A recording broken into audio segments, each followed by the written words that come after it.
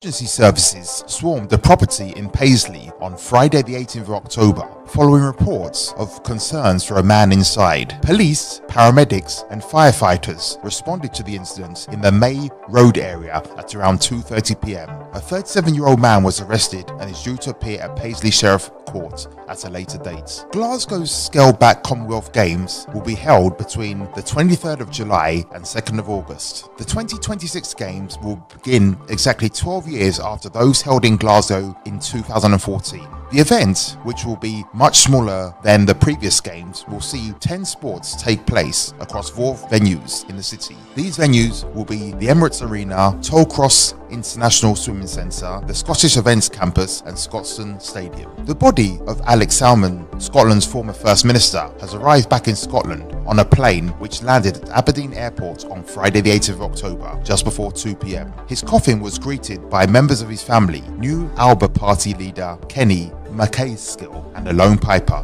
A private family service is to be held on a date that has not been confirmed yet, and a public memorial will follow at a later date.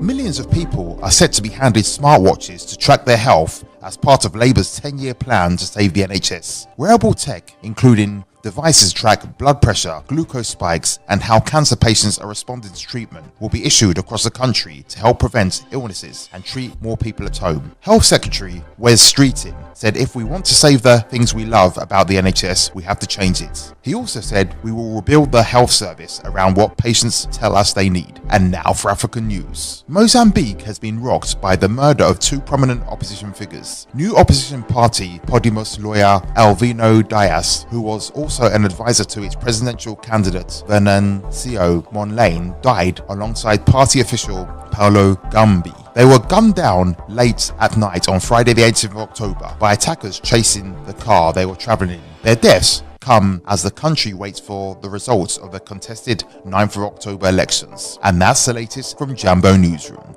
I'm Andrew Biney. Need security? Call Alpha One Plus Limited, a strategic security resourcing platform that connects you with licensed security personnel. We cater for our clients' security needs, from manned guarding, door supervision, event security, all the way up to close personal protection.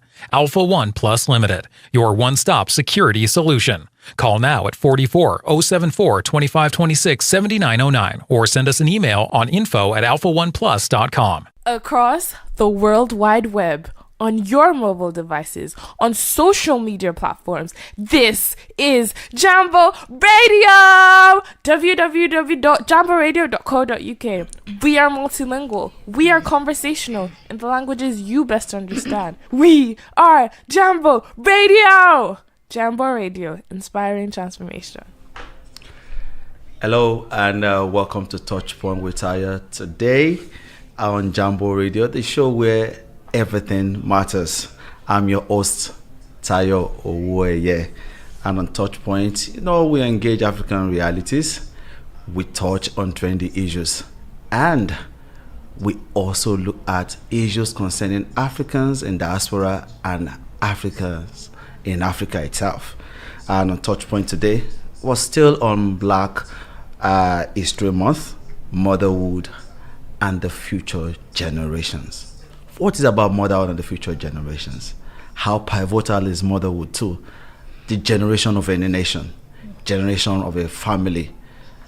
That is what we're going to talk about today. And I have a mother and a professional here with me today. Live, I have my guest joining me live in a Jambo Radio Scotland studio. Here, live in Glasgow, Scotland, I have Oladayo Bode-Balogun. Hello, Dai. How are you doing? I'm very well. How about you? Wonderful. You're welcome to TouchPoint with Tayo today. As usual, you can join us on every of our social media platform. On Facebook, you can join us on Jambo Radio Scotland, which is also the same link or the same platform for our YouTube channel.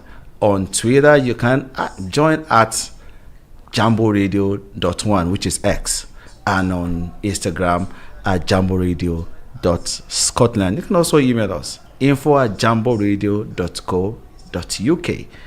join us. Send your comments, send your questions. We'll be here to have conversation with you. Today it's about motherhood.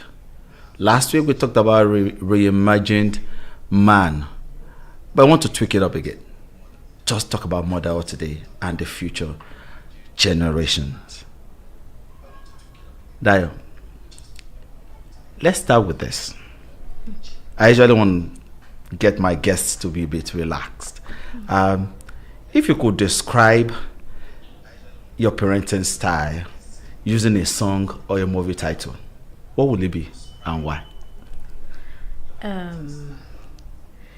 Okay, I will choose a movie, and it will be Ultimate Gift. The Ultimate Gift is a movie that really defines what parenting should be about, and that's because it's a movie about a man who was very wealthy, and he had children, and he had maybe one grandchild, as far as I remember in that movie. But his children somehow parenting had gone bad, and his children they didn't turn out right, and they were just the kind of children who were waiting for his inheritance when he died, so that they can just go off and just spend. And the man knew, so he met with a lawyer who was also his friend, and he came up with a plan to divide his inheritance. He ensured that his children, because he knew they were just going to waste his inheritance, so he ensured that he just gave them things that were not like what they were expecting. And so they were wondering, where is all of his inheritance going to? And then he had this grandson who he then planned that this will be the one who will take his inheritance. But he didn't start off throwing it at the grandson, and he knew that all of his children and even that grandchild, the grandchild was already tending in the direction of his children, but the guy was younger. So he decided that he would first reform the guy's life before he passed on the inheritance to him. And so what he did first was the Ultimate Gift is a series of about 12 gifts. So he took the child through. The first gift he gave the child was work, right? He sent off the guy somewhere. The guy thought he was going to go and pick up the inheritance or something. He grudgingly went there because he was a spoiled child. And so he grumbled all the way, but he went. When he got there, he met with one of the grandfather's friends who put him to work. Wow. And by the time, a lot of months had passed, the guy had learned to work. And then he went on to the gift of friends, the gift of money, the gift of, he told the guy to go and meet his friends and ask them. So he took all of the guy's properties, all of the money. He blocked all of his cards, all those things that the guy would have used to go to parties, just pay anyhow. And he asked him to go out with his friend. He went out with his friend, and his cards were declined, and so he could not make payment. And then his girlfriend, who was supposed to, so he said, "Oh, just pay." He has always paid. He has always sponsored her. And just pay for me. And the lady, like, "You're asking me to pay," and then she walked out. And so it started becoming clear to him that he didn't really have friends, So he took it all the way: the gift of friends, the gift of money, the gift of, relationships, the gift of passion, purpose. By the time he was done with all of this, the guy had become a new man, right? Which is really the ultimate. So when he even gave the guy the money, guess what? This guy didn't go and squander. He went to go and build an institution to help others. So at the point that that happened, then he released the final inheritance that he actually had for the guy, right? So those series of gifts, transformed the guy's life. And I feel like even though he was doing a corrective action, I think that's really how we should raise children. Wow. Yeah. If there's anything I learned from this, before you can get the ultimate gift, there's a process to it. So for every child, there's a need for us to take them through a process. Yes. Considering that process, we're in a very contemporary world today. The social landscape is quite different from the day or from your own days up to this moment, and even in terms of the space that we're in, we're in another country, different from our own home country. How do you think mothers should instill values, ethics, cultural heritage in their children these days, where everybody seems like we don't even know what is true now? So I would start with the basics, because there's no 1, 2, 3 formula with parenting, and every child is different and every destiny is different. But if we think about the fact that motherhood and parenting is partnership with God to raise a child according to God's plan for the child's life. I mean, we all know from Jeremiah 1:5 that God has created every human being with a purpose in mind, including the children that he has given to us. So if we think about it that way, and we know that what this child has a destiny that God has preordained. It's not me who's giving the child that destiny.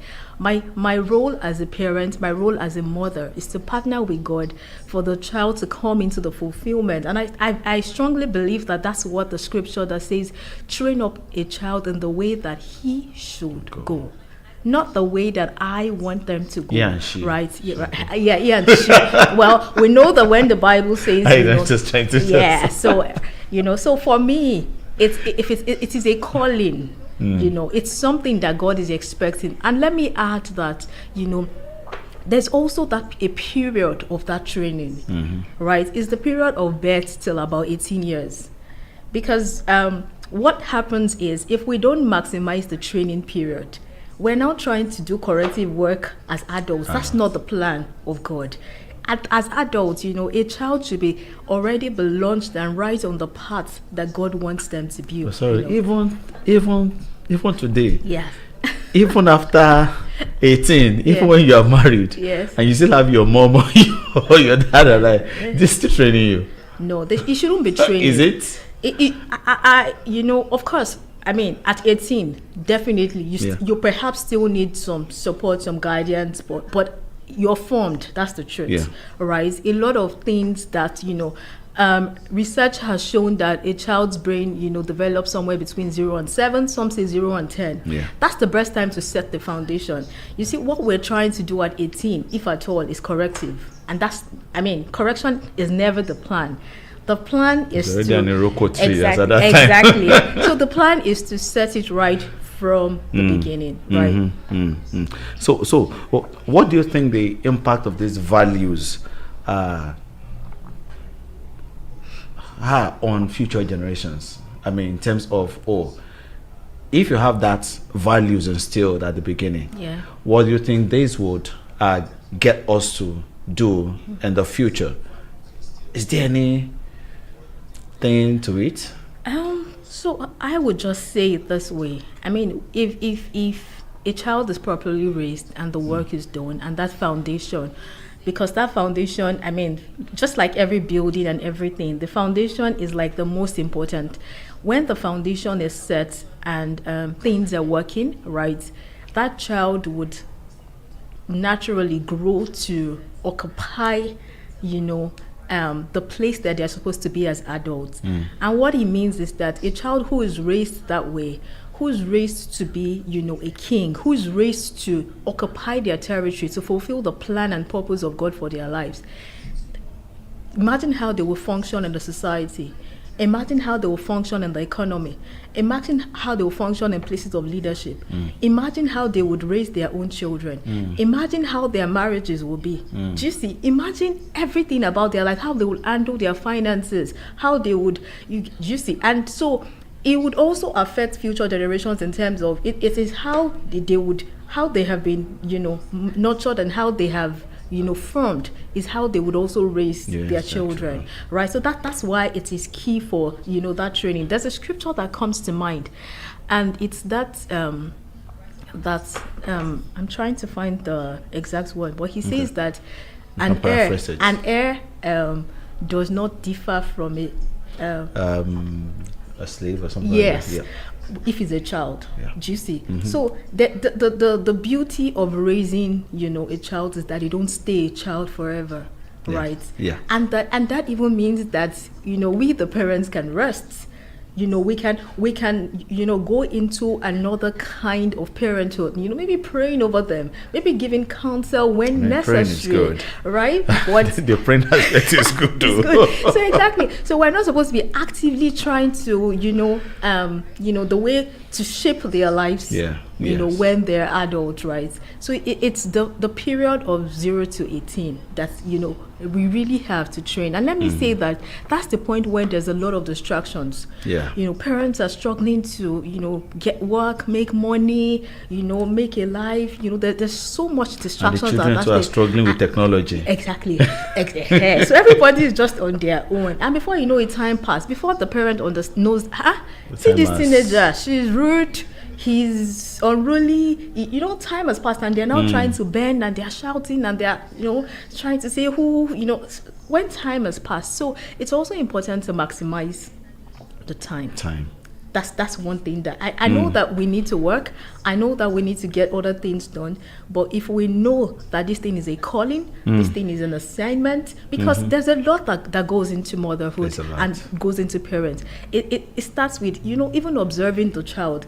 Everything about a child is prophetic, right? When Jesus was growing up, right, there were things that his mother would see. And many times they said she hid it in her heart and she prayed.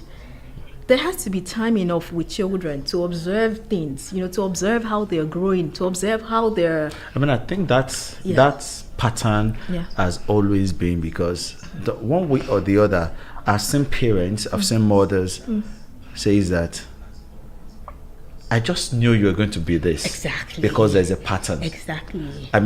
Check exactly. whatever scripture and anything, yes, exactly. Any of the religions or something like that. You see that one way or the other, one's mom will probably say, I knew you were going to be like this. Yes, exactly. And so there is need for parents to also be observant. Present. Because if you're not present, if you're too tired, if all the time you give your children is tired, you're cranky, go on, sit down, go on to your own, go to your room, go on, that kind of thing. If you're not present in that shaping, actively working with them, you're going to miss these things. The words that came to my mind.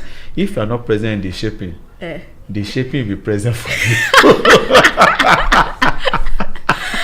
So, because by the time they start shaping you, exactly, you start shouting. Because I mean, the prayers that what we pray is that we can rest. I feel like even though because I feel like even though we want to parent the children now, we also want to get to the point where we can rest over these children, right? Where it's even the children that sort of parent us. That there's a role, there's that role reversal whereby parents become, I think that's one of the indications of success. Yeah. Right. And I would see an example that, it was very funny to me, but it also just reinforced what I always believed about parenting. And that's when Bishop David Oyedepo was 70 recently. And, I started seeing funny pictures come up. I mean, when I say funny, pictures where he was posing, it was on a guitar, it was, I was like, people put Papa up to this thing. I mean, Papa is what some people call him. His children put him up to this thing, but you see, some years ago, they could never have gotten him to do that thing because, they were children in that sense. But now, it just shows how much the kind of role that they now play that they've now assumed in his life. And they're like, Daddy, this is your 70th, we're taking over. You see, you sit there, do this, do that. I laughed at the pictures. I kept posting them every day, because that's one man who has, spiritually fathered me, and so it was just a joy to see. As much as it was very funny, I was like, no, they got Papa to hold a saucer and pose. He would never have done that on his own, but it just shows the influence of his children on his now, and I think that's really how it's supposed to be. So let's look at. Because you've mentioned the being present as a mother being present. I mean, fathers, don't worry, your days are coming. We're going to talk about your own your own time. But in terms of the challenges and triumphs of motherhood, are there any challenges that mothers are facing today? Specifically, you can also narrow down. You can talk generally about mothers in respective of whether it is a host country or home country, either you are white or Caucasian, anything, but also narrow down to specific challenges that African mothers are also facing as immigrants also. Okay. First, I would say that a lot of things have changed about motherhood in terms of there was a time that a lot of mothers were either not working or they were doing some sort of part-time roles, you know, whereby they could, have a lot more time, for the children, right? But things have definitely changed. I mean, a lot of mothers now have full-time roles and still have motherhood. So there's a lot to juggle, and this is even regardless of where you are. But bringing it home to African mothers in diaspora, then when we think about it, like, first of all, you don't have the same support system that you have back home, right? Even if you have maybe a relative and all, they're also here doing their own work. They have their own children. They have, so you can't, back home, say Nigeria, my country, you could get a house help who could live in. You could have someone who does your laundry. You could have someone who cleans. You can have family members come around. You can have family members come around. You can have friends. Like, you can easily, it's fluid. It's like family members, it's not even limited to like 1 or 2 people. It's like my brother, my sister, my uncle, my auntie, my mom, my neighbors. Yeah. So you have like a whole community, a support system. So what is easy here is that we don't definitely have that community. It's not because you don't have good friends or you don't have maybe some family, but everyone also sort of has the same situation. They too have to go to work, weekends back home.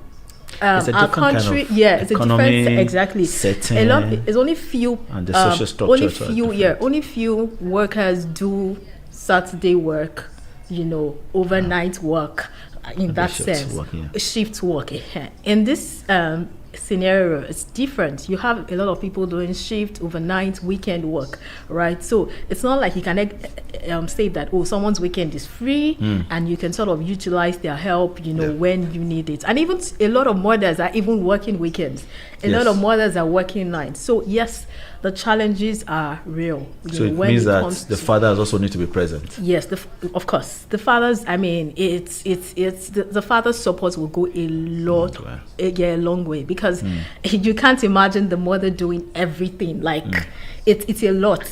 The taking care of a child is a full, maybe double time job, right? So it can't be done alone by a mother. It will be too much. So there has to be that partnership. And that's why you even see, when we think about the people that we met here, like the Caucasians, you see how they do it. They handle it together, support. So I think that they support themselves a lot. Yes, they support themselves a lot. Where I think I've seen even where there are also systems that they could also plug into.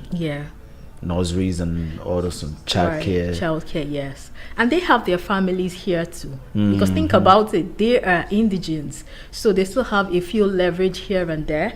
So they have that advantage over African mothers. And then, like we said, they have, and then the way of life that they even, if a Caucasian mother has a child, normally they don't even cook as much in the house. So when they have a child, they can focus on the child, go out to eat. They can, so life is still sort of a lot more, fluid for them. Exactly. So definitely, African mothers need a lot of support. I think we need to have a session or an episode concerning African grandmothers and see their own perspective to all of these raising of children. But let me, because mothers are doing quite a number of things. They're doing a lot. And that will tell on their health and their well-being. And which we're zooming in as mothers, as caregivers now. Are there any health challenges that you've seen mothers face, and what is that impact on child rearing now? They have health challenges, so how does it impact child rearing and even the family dynamics? I would maybe narrow down more on mental health and wellness, because I think that that's like the biggest in terms of, the kind of exhaustion that mothers face. Because, when you're exhausted on every, I think a lot of women are able to sort of carry on tasks a lot, but there's just a point where they could get really tired, and especially when there's no outlets. Especially when we think about African mothers again, in Nigeria, maybe on a Saturday, you'd have gone for a party, you'd have gone for a birthday, you have that outlet. Maybe you even have somebody you dropped your child with, and you just have that outlet to sort of, express the stress of the week and just really start afresh, For a mother here, I think that, one has to be very, very deliberate about your mental health. There's also physical health. I mean, you would have heard a lot of, mothers who broke down, who, because mothers are built to be selfless, right? And in handling children, some people have 3 children, 4 children, 2 children. In trying to handle and, they just sort of really let go of themselves in trying to ensure that everybody in the family, their spouse, everyone is fine. And it could really tell, after a number of years. I mean, when I think about, even my sleep schedule, just with one child, I know, I know what it is like. I'm like, okay, so my sleep is gone for the night, and I have work. And I have work I'm going to wake up to. I just want to chip it in. Yeah. And it's just the beginning. I know, exactly. Someone is watching me now. Right? I have work I'm going to wake up to in the morning. That is a full-time job. Yeah. And I'm struggling at night, with one thing or the other. And throughout the day, round around like that. So, yes, it calls for, once in a while. I mean, there's a need for mothers to, take that break. I think that one thing that I noticed that the Caucasian do a lot that we don't do, and I know it's because of a lot of settling down, a lot of trying to make money and all. They take recreational is very big to them, and it helps their marriages, it helps their it helps the home and all. They go out, like I said, even to eat. You see a mother with like a 3-week baby, 1-week baby, they're outside eating. But we want to eat. We want to eat in the house. We want to cook all the food, and we want to eat, in the house. So all of those things, I feel like it would help a lot of mental health. It will help even a lot of wellness in general. It helps a lot of exercise. You see that they are fit because they are pushing the stroller. They're outside. They go to mom and child sessions. They attend a lot of things that help them sort of, we had this, and even back home in Nigeria, maybe like a 40 days don't go out, and you're just there, just breastfeeding, around the clock. But I think they do have it. They give mothers maternity leave or so. Oh yes, mothers which get is like a year. A year, it's a year. So it's even much more than 40 days. Oh, definitely. No, I'm even saying like stay at home, don't step outside. Yeah. In terms of recuperating your body. Exactly. And things. In 40 days, I mean, but the body will have at least come back to shape. Exactly. So I feel like that recreation, that's just getting out, just still feeling normal, even though you have a small baby, right? I think it really helps. Wow. And even as the children grow, I think about that recreation, family vacation, really picnic, going to the park. I think all of those things are things that a lot of African immigrants need to start to do. Just so that and those things help bonding with the children. Rather than just being home with the children, when you're in a different setting, the children too are excited. Conversations are happening. You're able to find out what's going on in their lives, and you're able to know what areas. Yeah, but before we go for a break, I just want to say, everyone work with calculator. Yeah, I know that financial chase is a big part of why we live the way that we live. But I think that it's still important to put the dream before us, because at times, we have to weigh it and balance it, right? Because like I said, the years are important. Yeah, definitely. Thank you so much. I have so many comments on here. I'll just read some of them, and some are also questions. So we're going to hold those questions till after the break. So many questions. Okay, Femi Awosomi said, it is not what we leave for them that is important, but what we leave in them. Fatuki Taye says, kudos to the guest. Please, can you say something about African mothers, the attraction of living abroad, career, child rights in the UK, and raising a child in the way of the Lord? And just hold on to those thoughts. And he also asks that it would be nice to hear how parents or mothers in this aspect are able to integrate the expectations of the UK government on child training and the development into their values. And a very long-term known person raised the name of one of my uncles, Mr. Apata of blessed memory, who is the dad of the popular Nini Ola, and I've forgotten her name again. One other artist again.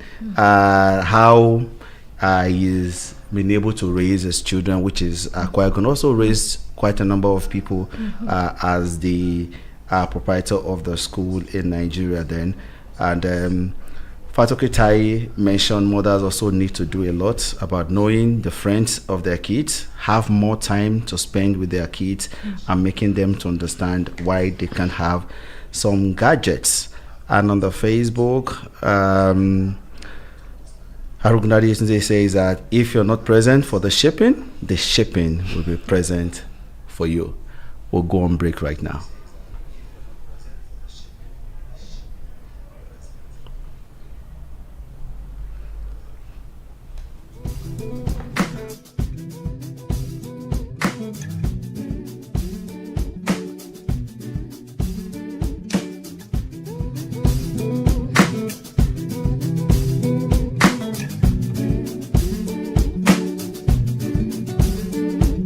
Running into him every other week, getting closer every time you both speak. Say there's a mutual connection, hoping that he just don't wanna creep. Thinking about him on the daily, waiting for the day that he will leave her. Your friends tell you be careful, but what it's like when you're just careful. Looking at him like he's a god figure, maybe you just need a father figure. Now it's all gone left, he said, she said. You knew that were issues before you got there, but he's older, you just don't understand. He should be responsible for an older man, but now you're feeling it firsthand. At one point you wanted him to be your man, your man, your man, your man. Pick yourself up, girl, it's not deep. Worth more than this, you just can't see. You just need love and affection. He's playing on your insecurity. Big and strong, but he's really weak though. Take control of your mind and roll. Time to go, girl, the lessons are. Lift yourself, lift your blessings up. So what's it gonna be? Are you gonna go around or are you gonna leave? Heading in the wrong direction. Is this the girl that you wanna be? Looking at him like he's a god figure. Maybe you just need a father figure. And now you're feeling it firsthand. At one point you wanted him to be your man, your man, your man, your man. You're just gonna lay there. You don't have to stay there. You deserve better. It's romantic. But he said he loves you and also loves her too. a disrespect to yourself, Miss Romantic. They all know you Miss Romantic. He's just gonna use you and throw you when he's through. You're not what he wants, Miss Romantic. You are smart. You're no fool. You are brave. You are true. You won't lose. Trust in you. Trust in you. God's with you.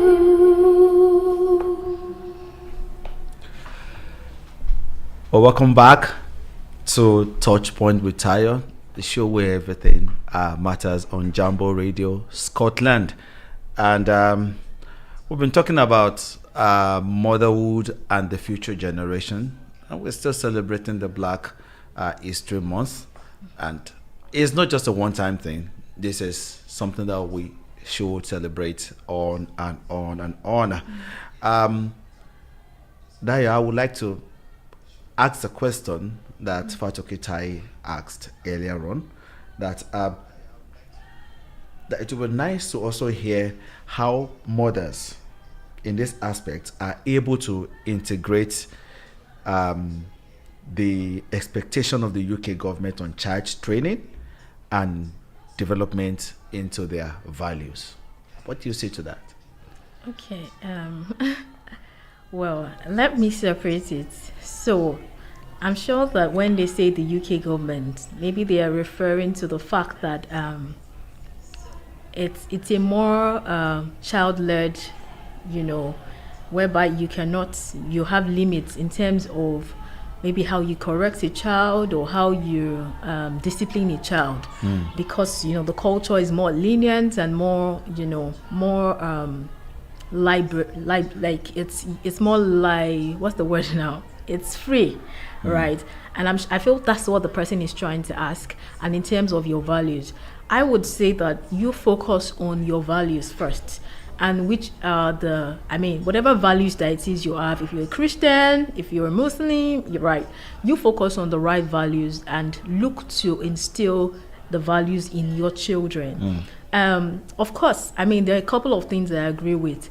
Things like beating, it should not be, right? We should not feel that we have to beat children to get them to do the right thing. And it even places a demand on us as parents to think of other ways that we can shape the child. If you're trying to influence a person, you don't need to beat them, right, to get them to do what So the onus is on us to develop ourselves, right? And from the things I even understand about children, a child's brain is developing. A child is not a mature human being. An adult, a parent, is a mature human being. They still make mistakes. So if you of course the parents, but I'm saying then compared to a child who is it's like we expect a child to be mature. There are times we it almost feels like we love children that are they just sit down, they don't play, they don't scatter anywhere, they are not naughty. No, children are going to be children. The meaning of mature is synonymous with adults. Immature, unreasonable is synonymous with children. So children are going to do a lot of funny things, We as adults are the ones who have to be mature, right? Funnily, the scripture says that it is it is what do you have to say that it is skin that drives away that maturity? It says the rod, but I believe that the rod in this case is not, the rod, yes, I think the rod is the rod of discipline. It's the patience. And at this point, let me just also mention that what we need in parenting is structure. What we need is the help of, and I say structure because of our busy lives, because when you're very busy, you then have to be intentional, for what is important, right? And one of the ways I do that, and I would encourage as many people who can, there's this academy called the Intentional Parents Academy. It is run by Wendy Ologe. What it does is that it helps to give parents structure on how, to it's not forcing you to do anything, but it's helping you, it's guiding you, providing principles, providing ways that you're present in your child's life on a daily basis. And as you do that, right, you see that you're able to instill your values. Yeah. She has a book called Connect to Correct. And that is saying that if you connect with somebody, it's easier for you to correct them when they trust you. Definitely. She has another book that says discipline is not an emergency, which means that from a small age, you structure things in their life so that they don't get to. Many parents wait till like maybe the child is 13, the child has now become full blown. They now start to shout and start to say, why are you like this? Why are you rude? When you have really left out some things that are very important. Let me describe it the way we describe it back at home. The person has become rubber band. Exactly. So let discipline not be an emergency. Let us take, the UK government, they're a government who is just focused on perhaps ensuring that children's rights and all are protected. Yeah. I don't think their intention is, I know that there are agendas in different places, but I don't think that the overall intention is evil, right? It's for us to ensure that, we take, there's no point beating the child and saying, no, don't go and say it in school, or, just take it out. Just imagine that you can actually raise a child without, hurting them or beating them. And if you ever make that mistake, let it be on you. Make it right with the child, but that's not the way to raise a child. Let me comment with some questions online. James Olabisi Ayodele is asking, how does living abroad change African motherhood philosophy? How do African mothers change motherhood philosophy in Scotland? Then probably you can merge this together. What makes a perfect mother? Kemi Shola is asking. Okay, first, how does living abroad change motherhood? First of all, I think it's the reality that people, because people feel like, you have to beat, you have to spank, you have to shout. I think it's that reality, like, you can't do those things here, and when that reality sets in, I think some people they just really feel helpless. So wait, right? What is that thing? What, if you were to define or say something about African motherhood philosophy, what is it? Is there any straight one jacket way to say this is African motherhood philosophy? So, when I just think of the past, it's just maybe the philosophy of, I am the powerful person here, and the child is the, that kind of thing. So I think getting here, you start to realize, because the children are more outspoken, they're more confident, and so you realize that you cannot just impose yourself on them.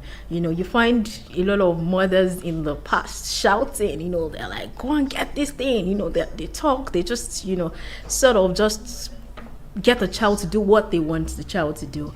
I think the difference here is just realizing that it can't work. I think that philosophy is also changing, because if I look back into my own, it's not what I received. The rod, it is not the road, it is the road. I actually received that, and one way or the other, I think it did just correct something that but it may be fear that if you do this, so it's the fear of if I do this, I would be caned again. So it is the cane that I'm afraid of. So is that part of the philosophy of African motherhood, that don't spare the rod, just beat that immaturity out of it? And how is, you're living in Scotland now, in a Western world. How is living in Scotland changing that for you? So I would say, first of all, even back home, some of these things are changing, right? It was there at some point. What people do and works for them. Just like you said, a bit of the road worked for you, and that's a generation. So I think that the generation now are different, right? And it's not going to work. So whether back home in Africa or here, we already see that, it won't work to beat a child. Yeah. It won't work to just be screaming at a child, right? And so what it means is that it places a demand on us to come up higher and really find out what do we need to be able to raise a wholesome child without bullying them, without oppressing them in any way, without shouting them down, right? What does it raise? So it places a lot of demand on us. I mean, it means we have to be more patient, we have to understand the child, we have to connect with the child, we have to start early, right? We have to ensure that the child sees reason, even though they are young, right? They see value in what we're so that when they also get to the point, there's a point that when you have helped a child too, when they get to that point, then they are able to carry on, because they then decide this is who I want to be, right? So it places a lot of demand on us to first of all develop ourselves. So a reorientation and rebuilding has to even happen with us. Right, parenting starts with us. It starts with us changing our mindsets, changing what doesn't work, changing. If you find yourself just seeing that you are shouting at your child, you are beating your child, then you need to step back and know that I need to correct something about myself before I can raise an wholesome child. So, what makes a perfect mother? I would define, a perfect mother as one who is, intentional about motherhood, who partners with God, to raise a child day by day. It's not one who would not have flaws. It's not one who would not have mistakes, but one who can step back from those mistakes, rather than continue in them and make the changes that are required just for the child's future. Right. That's what I would define a perfect mother. Wow. Quite a number of comments online. Let me quickly read. Dayo Yelaja is saying that I believe in understanding how your unique diaspora experience can help fashion how you get to enjoy living better. And Professor Bode-Balogun says, don't beat your child. Don't beat your child. And Adea Yofe is saying that the rod is beaten. No need for semantics in interpretation. Discipline is multidimensional. Talking, petting, tendering, and beating applies as demanding. It's a multidimensional thing. But here, don't beat your child. Professor Bode-Balogun is saying, as a child in Nigeria 70 years ago, my parents did not cane me. I remember that when Prof, we had a discussion on fatherhood, he made mention about that, and he said, should we generalize and say African mothers beat their children? That's a question for you. No, I would not generalize, because I know that a lot of people perhaps have better understanding, but I know that many people experienced, and I'm speaking on the whole now, many people experienced beating because, they just thought it was the right thing to do. And, when, they feel frustrated, I'm not blaming it on anybody, but when they feel frustrated, you just feel like the next thing is to lash out or to beat. I think that, and that's why I gave that comparison of a child. If you think about the fact that a child's reasoning is just developing, it helps you. You're sort of empathetic towards a child because you understand that, okay, this child has messed up, but I understand that their reasoning is far lower than mine. If you look at it and address things in that way, you're not going to just, think you want to rush the child or you want to. There are times your emotions might get the better of you, but if you have it at the back of your mind, you're quickly able to pull yourself and correct yourself. Children can do crazy things, you see, but you have to measure it in your head. You have to expect it. If you were expecting a child who, as they are born, they'll just sit down somewhere, they'll just be... No, that's not childhood. There's nothing childhood about that. That's a problem you should perhaps investigate. A child is going to be all over. They are going to do the worst things. They are going to do what you told them not to do. They are going to go where you told them not to do. They are going to surprise you in ways that wonderful ways. Even you will wonder, like, how did you think about this? Right? So if we just look at it, we're more empathetic towards children at all ages. that this child, their brain is still growing, they're developing. I am the adult here. I'm the one who can be mature. This child you're left cannot. from your right. Right, exactly. So I must continue to still help this child to go from where they are to where they should be. I have so many questions coming up, but let me ask this. Quite a number of questions I'm just going to skip at this moment, and hopefully we're going to have another session, another episode next time. How do you think mothers should balance cultural tradition with the demand of modern business and workplace in a globalized economy? Sorry, come again with the question. How do you think mothers should balance cultural traditions, especially African mothers, immigrants, with the demands of modern business, for those who have business or for those who intend to have business, and workplace practices in a globalized economy? Even Nigeria, Africa is in a globalized economy, especially those who are here. Yes. So I believe that what the person is saying, that what motherhood has been is all of the house chores, all of the raising the child, all of the cooking, and yet you have to work. Yes. Yet you have to run a business, right? Yes. How do you balance that in a global in the modern economy that we are? Support systems. It has to be support systems. Whether you're back home in Nigeria or in Africa, if you have money to sort of hire out some tasks, to delegate some tasks to people and pay them for it, go for it. Same thing applies here, right? It's to, of course, find ways to support, to ensure that you are able to still get everything done. But remember what is priority: the child. Yeah. In terms of those years, you're not going to have that child with you forever. So if someone can cook for you, get them to cook for you. If someone can do the dishes, if someone can take care of the house, if someone can do anything, even if it is to write the recipe for them. Exactly. I mean, all of those things are they are fluid. They're so it's keeping the thing that is most important in all of these things as much as possible. So if we can get ways, structure is really important. A mother in today's world who has the home front and who has a career has to be structured. You have to have structure in how to do things so that everything works in that sense, right? So support is great. Support of the husband is very important.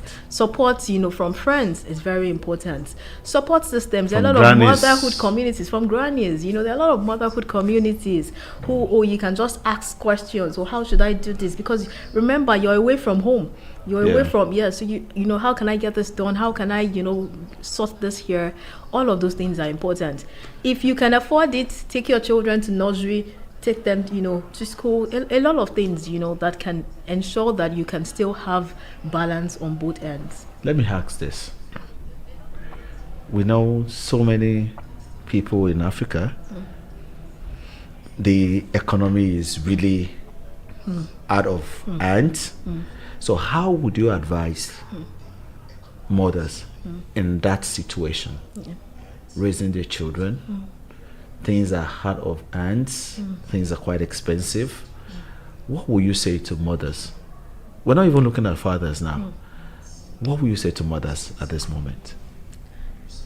That one is hard. I empathize with people in Nigeria, particularly those who are not on the high income earning side. And I know how tough it can be, right? Then trying to juggle things in a very difficult financial situation. And what would I say? I would say, take one day at a time, right? Ensure that you put structure in place in terms of finances to adjust your budget as much as possible, right? I would say learn a skill that can maybe make you sort of maybe you can get a lot more income without, you know, having to move around so like much. hard to your hustle. Exactly. That kind. No. So that's why I said that one that does not, you know, something that is a skill that you can do. So that it's some of our audience would need to understand that it is not adding to your hustle. No, because don't add to your because hustle. the hustle will now add to your struggle. Yeah. I think a lot more collaboration between mothers is then important, right? But it needs to be safe. Because one of the things, you know, that I know that's happened in the past generation that is not maybe a lot talked about is that almost every girl child that I know, and maybe even some boy children, were abused, you know, as a result of, you know, being in people's homes, straying, you know, just being away from, you know. So I would say that even though I'm saying collaboration, please ensure that people that you leave your children with are people that you can trust, so that we will stop, you know, the flow of that pattern of abuse. A lot of people don't talk about it, but almost every girl child was abused. And it's important that we have those conversations, right? So don't just say, oh, because they're a family member or they're a close person, you have to understand their values, vet their values, understand what they hold there before you. But I think a lot of collaboration would help, you know, in just working together while the economy, I'm hoping the economy becomes better, while the economy works out, you know, better. Okay. Thank you so much. I'll just read some of the and keep your pattern shots. Oladayo speaks. I'm coming right now. And Kemi Shola says that motherhood beliefs varies across race, age, education, culture, and the individual's background upbringing, which is what he had actually echoed also. Particularly Tai is saying, do not beat any kid, no matter your anger or frustration. Address the subject of the matter and not the object of the matter. I had to add object of the matter to it, or matter to it. So address the subject of the matter and not the object of the matter. The guest was right. A child must not be abused in any way. And I want to say that it's not just only the girl child that was abused. In terms of even the boy child too was abused. We'll talk about the girl child and boy child later. And George Atame says, excellent topic. The guest is a mother mom and speak well and speak well on it. So bravo to you. So as we wrap up, because within the next 1 minute, Oladayo speaks. I would say to every parent. You call? Okay, so do you want to make the person come in? Okay. Hello. Yeah, good evening. Good evening. Thank you very much, Dr. Tayo, for your show. Yes, sir. Thank you, sir. So I was going to ask the guest, does she think our parents, or maybe modern parents, we're being too cautious of trust? Because she just mentioned about you have to trust the people that you leave your kids with. I think with some of us that grew up in a different time where the child brought up by the village, that notion of being over caution or have to trust somebody, and some of the people or kids that have been abused have been mistrusted people. Does she think we are being too over cautious? Did you hear that? No, I didn't hear clearly. Sorry. Okay. Can you just summarize it? I knew there was about caution. Yes. Does she think we are being too over cautious? Okay. It's saying that are we being too over caution in terms of raising of children these days? And trusting relations that we can keep our children with, like, you know. Yeah. No, so I don't think we're being too overcautious when we decide to, decide to ensure that we can trust who we have our children with. Because abuse is not even just about the event. It's about how far it goes into the child's life. A lot of children are not even able to speak up at the points that the abuse has happened. And see, guess what? They go back to school and maybe if they were intelligent children, they continue to pass. You don't even know. It goes into their future somehow and it's just waiting for them somehow they grow and they cannot trust anybody because they were abused, in the home front or with relatives and all. So as much as I know that we cannot be everywhere with our children, but it's important for us to educate them. Sex education is very important for us to start to have with children at very young ages. No child, as in once a child can say something, I think it's important to start to speak to them about sex education, talk to them, allow them ask questions. I mean, part of the things that I think that the older generations failed with is because this conversations didn't even come up. So you see, the first day that maybe somebody tried to touch the child could not even come to the parents to say, this is what is starting to happen. And that thing then materializes, and then it goes full blown. So I think that, and then just to close out, I would say that it's important for us to train children and to let them know, that there can be an open communication between us. I think once there's an open dialogue between parents and children, information would flow, right? And we would know where to focus our discipline, our training on for going forward. Thank you so much, Oladayo Bode-Balogun. It's been a wonderful time on TouchPoint with Taya today, and we just barely touched point. That's it. We barely touched point, and I would like to thank you for coming to TouchPoint. Thank you for having me, Taya, today. I'd like to thank my TouchPoint team and production crew also, and the backroom team and the researchers for their work on a weekly basis. And to my listeners and the audience, thank you for joining every week, and thank you for joining today. Remember, life's journey unfolds uniquely. Run your race to attract grace, because it is within the race that grace finds its expression. I've been your host, Tayo Oweye. Join me next week for another exciting topic where we'll be discussing more about Black History and Black History Month. Until then, have a good night rest. My alarm did it. There must be a heaven. You're another reason to believe.